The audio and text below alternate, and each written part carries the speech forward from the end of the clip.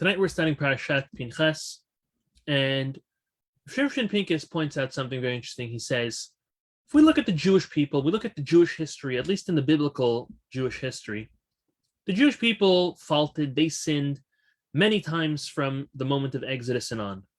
I mean, the Torah itself says it. Take a look. Numbers chapter 14, verse 22. It says over here, at the end of the verse, Vainasu oti ze eser pa'amim. They have tested me 10 times. V'lo shamiu b'koli. And they don't listen to my voice.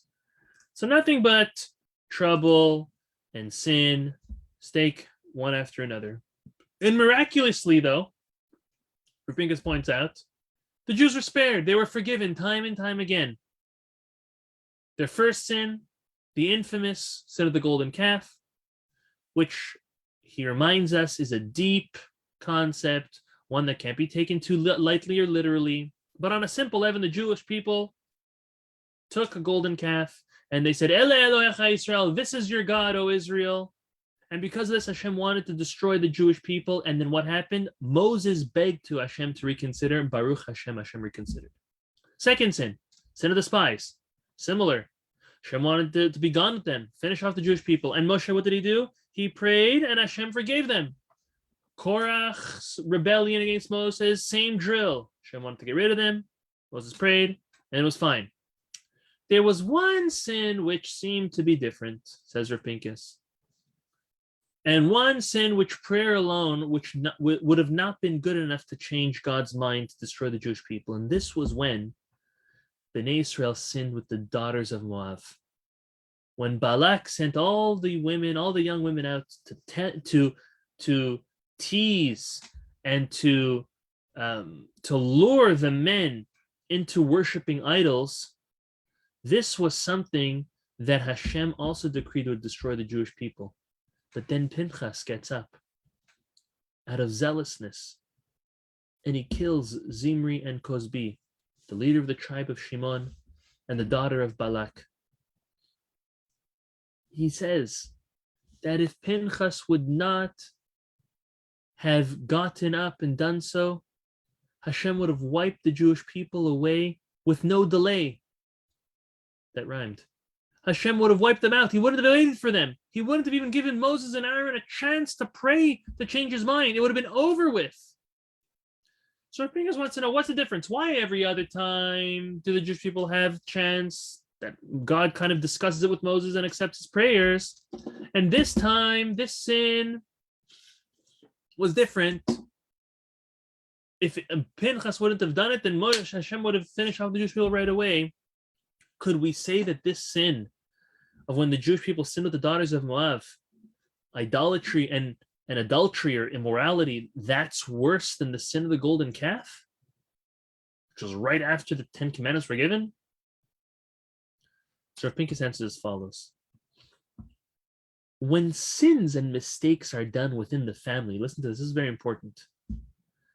When sins or mistakes are done within the family, sometimes windows may be broken and utensils and other things in the home, screaming and crying and kicking and punching, crazy things. But eventually they get worked out. Not right away, but with time, whatever happens at home gets fixed normally. Sometimes a little therapy. The golden calf, the rebellion of Korach, the spies' report, those were all sins. Those were all in the family sins. Very, very severe. But Hashem was able to forgive them after all, because it was within family. In contrast, the sin with the daughters of Moab was a very different type of sin. That was a sin that was out of the family. That was outside the walls of the home. And that type of sin cannot be forgiven so lightly. It's like being embarrassed at home or being embarrassed in front of everyone. This is why Pinchas had to do such a zealous act to preserve the honor of Hashem, because it was disgraceful to Hashem that his children publicly were doing something so horrible, so horrendous, hideous. If Pinchas wouldn't have done so, then Bnei Israel would have had no hope to get out of this sin. Hashem wouldn't have even told Moses about it. He would have just destroyed the Jewish people right away. So it was so severe because Hashem and the Jewish people, Rav Pinkus says, are like a couple. Hashem took us as his wife at Mount Sinai. So within the homes of a couple, yeah, there's ups and downs. There's crying, there's screaming, there's laughter, there's happiness, there's the negative. But at the end of the day, even hardships and fights between a couple, they get worked out. But not when their laundry is aired out in front of everyone. Then it sometimes has gone too far to turn back. When someone else is involved, chas v'shalom, if either he or she cheats on one another, there's almost no going back. And that's what Pinchas had to do. Pinchas had to do such a radical, zealous action to restore Hashem's honor and to restore the relationship between the Jewish people and Hashem, because it was really, really downhill from there. Now, take a look at your screen. This is, did I get the right one?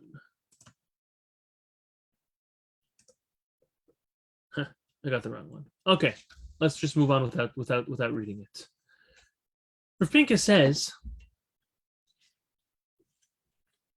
that we all know Hashem despises immorality and idolatry. Those are the two worst things. Immorality, specifically, any type of sexual sin, something that irks Hashem the wrong way. And idolatry, anything that has to do with worshiping any other deity or idol besides for God, just Hashem can't stand it. And Pinchas saved the Jewish people with his action. And he was rewarded greatly for it. Besides for Hashem wanting to wipe out the tribe of Shimon, which, can you imagine having only 11 tribes out of 12 tribes? Hashem really wanted to destroy the entire nation.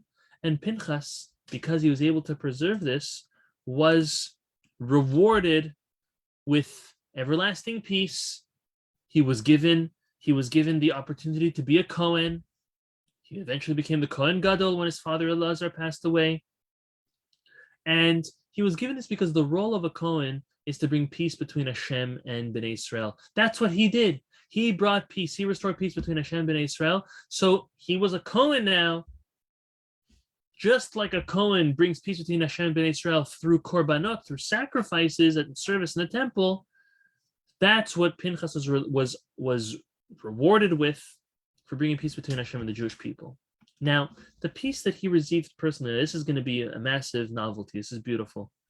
The peace that Pinchas received personally was that he would never die. That's beriti shalom. He had an everlasting blessing of peace. Now, what does that mean, he would never die? Well, he eventually, as we mentioned before, became Eliyahu Hanavi. So what does never dying mean? And how does a peace blessing help someone never die? So this is a fascinating concept. The Sforno, one of the main commentaries on the Torah, tells us that all illnesses and damage in one's body comes from the fact that the human body is made up from many different forces, pulling and contributing in all ways. And as long as everything is balanced, then the peace in a person's body is wholesome and healthy. For example, if there's enough sodium and not too much sodium, and there's enough oxygen but not too much oxygen, and blood and healthy blood and blood count, blood cells, too many, too little, if everything is perfect, then a person doesn't ever feel ill. It's when there's an imbalance, there's too much of something or too little of something, or a combination of all that, that's when illness takes place. That's when a person becomes unhealthy. When there's a lack of equilibrium between all these different components, that's when there's illness and sickness. So Pinchas receives this blessing, beriti shalom, that his body will be forever in peace. Meaning that all of the different components in his body, all the fundamentals in his body are always going to be in sync and peaceful with one another. So now he would never fall ill or die. And he never did. he eventually turned into Eliyahu Navi, and then a fiery chariot brings him up to heavens after his journey is done. But we learned from here something very important. And with this, we're going to end. I know we're cutting class a little short today, but we'll be around for questions if anyone wants.